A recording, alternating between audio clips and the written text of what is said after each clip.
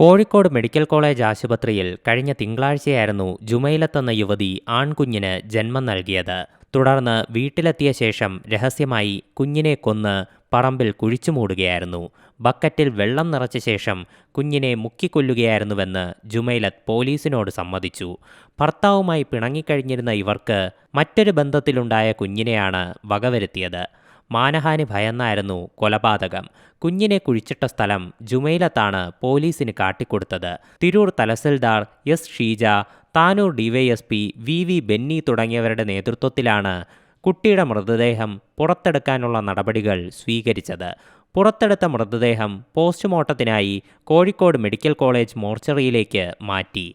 പോലീസിന് ലഭിച്ച രഹസ്യവിവരത്തിന്റെ അടിസ്ഥാനത്തിലാണ് സംഭവത്തിൽ തെരച്ചിൽ ആരംഭിച്ചത്. ജുമൈലത്തിന് മറ്റാരുടെയെങ്കിലും സഹായം കിട്ടിയിട്ടുണ്ടോ എന്ന് പോലീസ് അന്വേഷിക്കുന്നുണ്ട്. നിലവിൽ ഇവരെ മാത്രമാണ് പ്രതിയാക്കിയിട്ടുള്ളത്.